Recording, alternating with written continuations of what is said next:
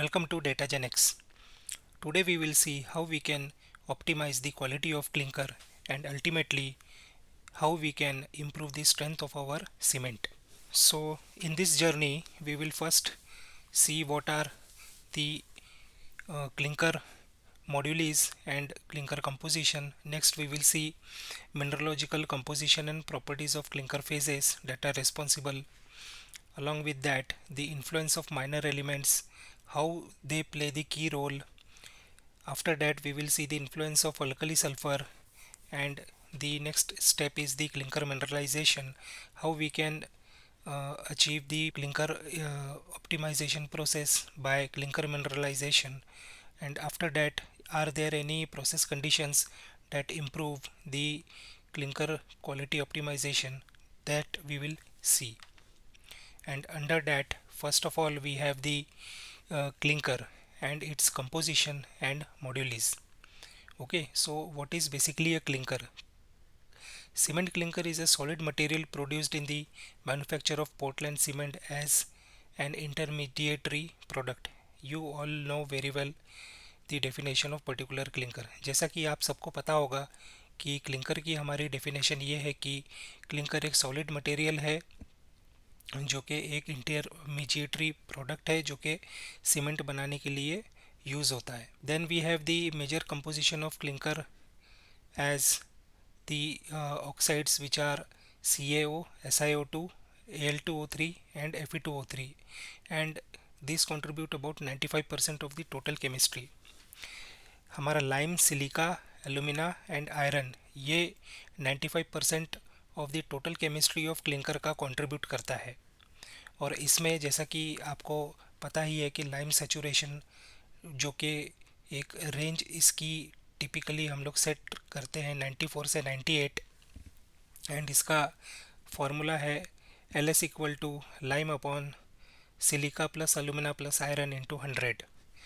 And LS is crucial is in determining the presence of free lime in the clinker, with values above 100 indicating the potential presence of free lime in the mineralized clinker. Next इसमें हम देखेंगे silica ratio, जिसका typical range हम लोग set करते हैं 2.3 से 2.6, and इसका फॉर्मूला भी आपको पता ही होगा. Silica ratio is equal to silica upon alumina plus iron. And इसकी डिटेल के बारे में देखते हैं. An increase in the silica ratio leads to higher silicate phases and reduced content of the liquid phase, particularly affecting the C3S content in the clinker. Next हमारे सामने है alumina ratio, जिसका रेंज हम लोग अराउंड 1.4 टू 1.8 सेट करते हैं, and इसका formula है alumina ratio is equal to Al2O3 upon iron. Increasing alumina ratio mainly affects the C3A content of the at the expense of C4AF and to a lesser extent C3S in clinker composition. Then what are the factors that contribute towards the targeted moduli? These are the conditions of the deposit. आपका जो भी limestone का deposit है indigenous है या फिर आप जहाँ कहीं से भी limestone परचेस करते हैं या फिर यूज़ करते हैं, वो डिपॉजिट का कंडीशन कैसा है, उस पर आपके मॉड्यूल्स जो भी आप सेट करोगे वो डिपेंड करता है. Then availability of corrective materials, आप जो भी करेक्टिव मटेरियल्स यूज़ करते हैं वो जो भी आपको रिसिप्ट होता है उसकी कंडीशन कैसी होती है, उसके ऊपर भी आपका मॉड्यूल डिपेंड करेगा. क्या आप उसको अचीव कर पा रहे हैं या नहीं अचीव कर पा रहे हैं. देन आता है burning behaviour of the raw mill. Then chemical composition of raw materials used. Next इसी को that is clinker composition और उसके मॉड्यूली को और बेहतर ढंग से समझने के लिए आप कुछ कोरिलेशन चार्ट्स भी बना के देख सकते हैं. जैसा कि एक चार्ट है silica ratio versus liquid phase, और इसमें आप देख सकते हैं कि जैसे कि एक हमने चार्ट बनाया correlation chart. Correlation chart basically वो चार्ट होते हैं जिसमें हम लोग एक्स एंड वाई एक्सिस में हम लोग पॉइंट्स प्लॉट करते हैं और हमको एक उसका ट्रेंड मिलता है, वेदर उसका एक ट्रेंड पॉजिटिव जा रहा है या नेगेटिव जा रहा है या फिर स्टेबल है. तो इस केस में हमको सिलिका रेशियो हम लोग एक्स एक्सिस में रख सकते हैं और हमारा लिक्विड फेज हम लोग वाई एक्सिस में रख सकते हैं।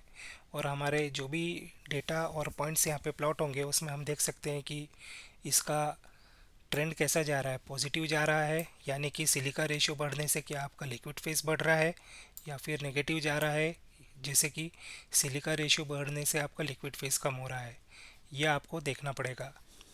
This you need to see in your own particular plant samples. Then we have the silica ratio versus C3S और C2S। यहाँ पे आप सिलिका रेशियो एक्स एक्सिस पे रखते हुए आप C3S भी वाई एक्सिस पे प्लॉट कर सकते हो, या फिर आप C2S को भी आप देख सकते हो और इस हिसाब से आप एनालिसिस कर सकते हैं ट्रायल एंड एरर करके। और इसके अलावा भी काफ़ी सारे फेजेस है एंड कॉम्बिनेशन है जो कि आप ट्राई कर सकते हैं और आप आपका खुद का डेटा एनालिसिस कर सकते हैं। नेक्स्ट हमारे पास में पॉइंट है mineralogical composition and properties of clinker phases. The mineralogical composition of clinker consists of four main minerals, that is halite, belite, aluminate and ferrite, along with free lime, alkali sulfate and sometimes periclase. At high sulfur content, sodium sulfate or calcium potassium sulfate और anhydride can also भी present. जैसा कि आपको पता ही होगा कि हमारे मेन मिनरलॉजिकल कंपोजिशन और क्लिंकर फेजेस जो कि हमें मिलते हैं क्लिंकर के अंदर वो है alite C3S, belite C2S, aluminate C3A and ferrite C4AF along with free lime, alkali sulphate और पेरिक्लेस। तो एलाइट की अगर हम बात करें तो alite that is C3S। Alite is the most important mineral in clinker responsible for early strength development in cement. Halite has a low tendency to agglomeration making clinkers high in halite easier to grind. अगर हमारा alite content apart from other phases ज़्यादा होता है तो वो grinding में हमारी help करता है, ग्राइंडिंग हमारी सॉफ्ट होती है, इजी होती है। Internal cracks caused by thermal stress release in alite are favourable for grinding, but these cracks are often observed in the hard burnt clinker indicating overheating।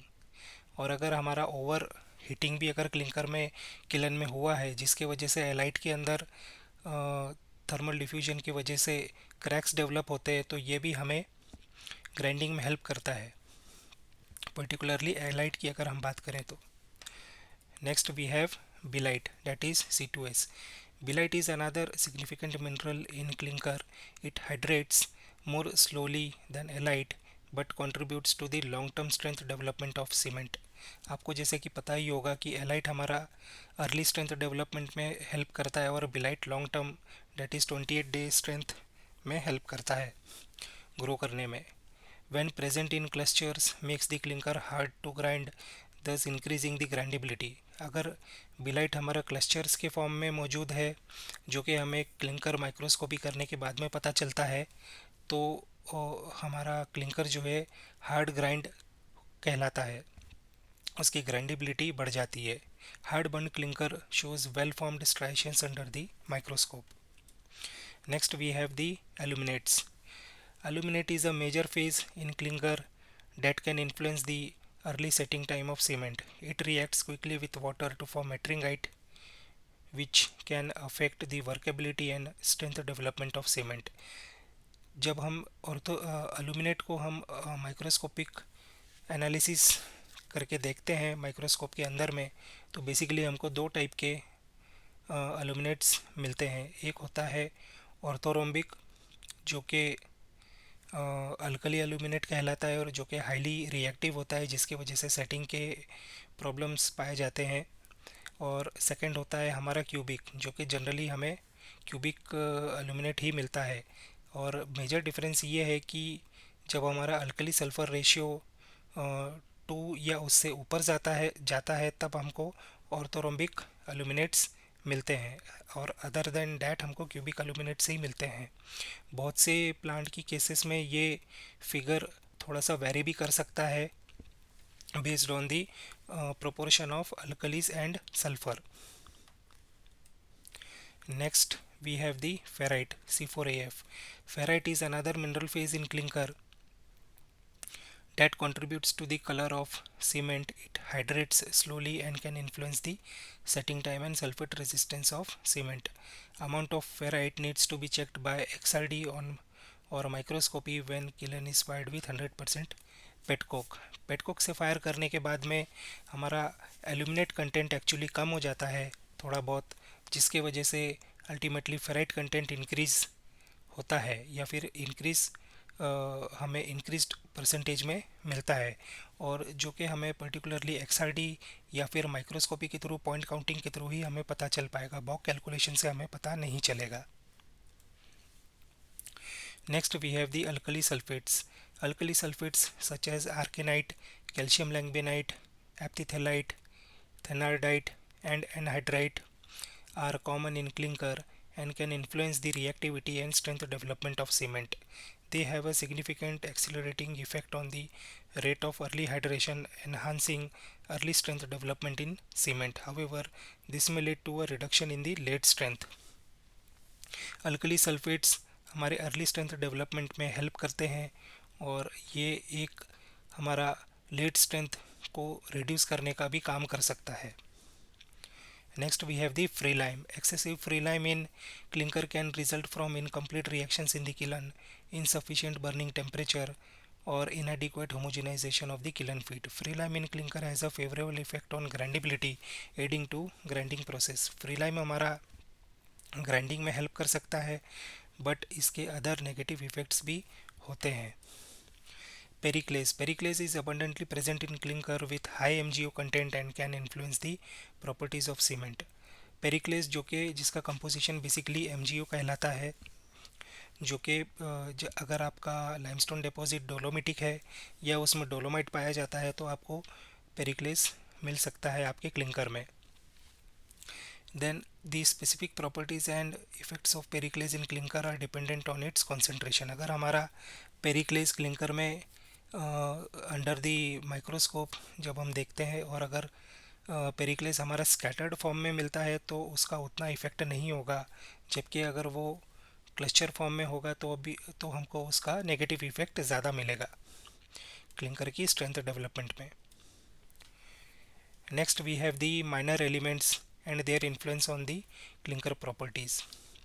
Minor elements in clinker are the elements or element oxides other than the major oxides, which are the CaO, silica, alumina and iron. So basically the minor elements are MgO, SO3, K2O, Na2O, TiO2, P2O5, Mn2O3, Cl, fluorine, BaO and SRO. Minor elements can influence clinker properties in several ways, including strength development, setting behavior, soundness, color, and other characteristics. Controlling the concentration of minor elements in clinker is essential for optimizing clinker properties. Minor elements are unavoidably introduced with traditional and alternative raw materials as well as with fuels. Next, the range within which these elements can be controlled is often limited, impacting the optimization of clinker properties. हमारी clinker properties optimise करने में ये इनकी range भी हमें काफ़ी दिक्कत दे सकती है. Methods to control the content of minor elements in clinker include selective coring of raw components to reduce or enhance certain minor elements and modification of the fuel mix. इनको एक कंट्रोल करने का तरीका ये हो सकता है कि हम अगर पॉसिबल हो तो सिलेक्टिव क्वारी करें रॉ मटेरियल की, साथ में जो भी हमारा फ्यूल हम लोग यूज़ कर रहे हैं उसका भी कुछ मॉडिफिकेशन करें. Now we have the occurrences of alkali sulphur and their influence on product performance. Alkali and sulfur occur in clinker mainly as alkali sulfates with the form depending on the alkali sulfur ratio. Excess alkalis are primarily taken up by the aluminate phase forming alkali aluminates, जैसा कि मैंने पहले आपको बताया था. In cases of excess sulfur, sulfur can be present in calcium langbeinite, belite or as calcium sulfate. जब हम लोग पेटकोक फायर्ड क्लिंकर यूज़ करते हैं और अगर उस पेटकोक में सल्फ़र कंटेंट ज़्यादा हो तो वो सल्फ़र जो होता है SO3 वो हमारा बिलाइट के अंदर इनकॉर्पोरेट करता है और वो फर्दर हमारा बिलाइट एंड एलाइट का रिएक्शन कंप्लीट होने नहीं देता है, जिसकी वजह से हमको एलाइट कंटेंट नहीं मिलता है और अल्टीमेटली हमारा स्ट्रेंथ डेवलप नहीं हो पाता है क्लिंकर में. Alkalis and sulfur are volatile during clinker burning, leading to operational issues like buildup and ring formation, especially with high sulfur intake or molar excess of sulfur over alkalis. Next, alkali sulfates formed by alkalis and sulfur accelerate the early hydration of cement, enhancing early strength development but may reduce late strength.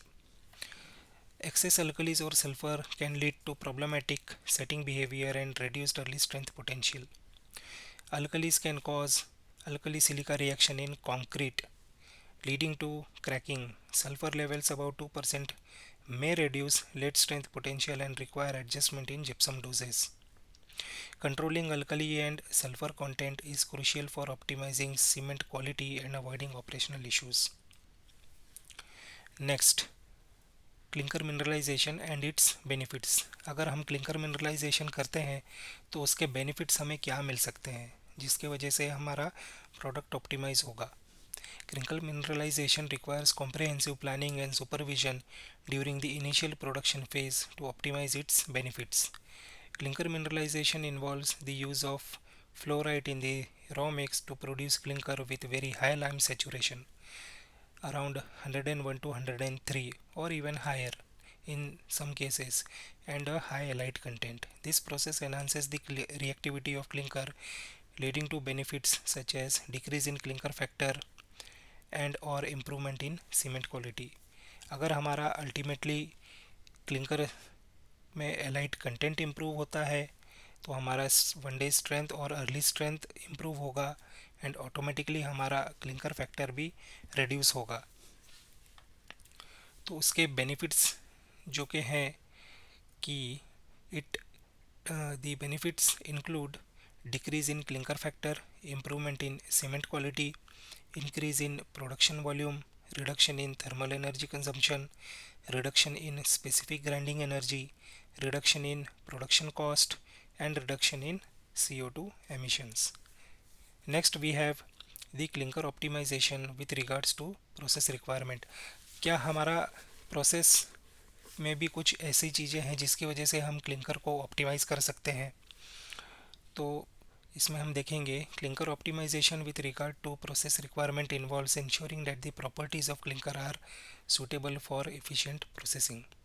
इसमें हमारा पहला factor है uniformity. Uniformity में हम देखेंगे uniformity in clinker refers to the consistency of raw mill and kiln feed, which is crucial for process control and the production of high quality clinker. Guiding values for short and long-term standard deviations are used to monitor and achieve excellent uniformity in raw mill, kiln feed and clinker. Now short-term uniformity, short-term guiding values का मतलब है कि average of daily standard deviation values, and long-term means standard deviation of daily average values. Okay, burnability. Next, burnability in clinker production describes the ease of clinker mineral formation during the production process. Optimizing burnability can help reduce burning costs and improve production efficiency. Factors influencing burnability include raw mix fineness, microhomogeneity of raw components, mineralogical composition and chemical composition of the clinker. आप इसका बर्नाबिलिटी test भी अपने laboratory में lab scale पे करके देख सकते हैं. Then clinker granulometry refers to the particle size distribution of the clinker, which impacts its grindability and performance in cement production.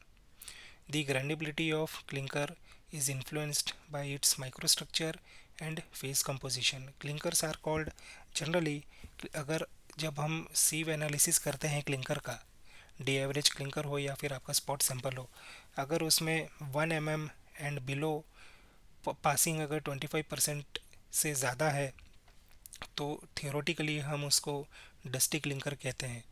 But ज़रूरी नहीं है कि 25% से ज़्यादा रहा तो ही वो डस्टी होगा एक्चुअल में, क्योंकि हमने हमारे एक्सपीरियंस के हिसाब से देखा है कि करीब करीब 30% 32% के आसपास भी 1 mm and below clinker sieve analysis के दौरान परसेंटेज हमें मिलता था, बट क्लिंकर काफ़ी अच्छा रहता था। और ये कुछ प्रोसेस के प्रॉब्लम्स के वजह से भी कभी डस्ट इनकॉर्पोरेट हो जाती है सैंपल कलेक्शन की वजह से, जिसकी वजह से ये परसेंटेज हमें मिलता है during sieve analysis. Coating tendency, coating tendency in clinker production refers to the formation of coatings inside the kiln, which can impact process efficiency and product quality. The viscosity of the liquid phase in the clinker influences coating tendency, with adequate liquid phase content essential for good granulation and coating. Next, we have the reducing conditions. Reducing condition during clinker production can affect the oxidation state of the elements, altering the mineralogical composition and properties of clinker. This can impact the final cement quality and performance. Reducing condition आप मैकोटॉक्स test के through भी देख सकते हैं, और इसका major impact कितना हो रहा है ये देखने के लिए आपको क्लिंकर माइक्रोस्कोपी का यूज़ करना पड़ेगा, जिसमें आपको कुछ alteration of the clinker phases देखने के लिए मिलेंगे, जिसकी वजह से हमारा बिलाइट एंड फ्रीलाइम कंटेंट बढ़ता है. Then we have the hard burning. Hard burning refers to the process of high temperature treatment of clinker in the kiln. It can influence the formation of clinker minerals, affecting properties like strength development, setting behavior, and grindability of the clinker.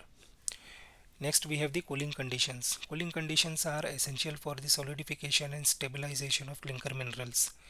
Inadequate cooling can lead to phase instability, affecting the quality and properties of the final cement product. Last but not the least, we have the AFR and AFR. Alternative fuels and raw materials in clinker production can impact the chemical composition and properties of the clinker. Proper selection and control of AFR can optimize clinker quality, reduce production cost and minimize environmental impact. Well, ये हमारे कुछ parameters हो गए जिनकी analysis के through या जिनको apply करने के बाद में हम हमारा क्लिंकर का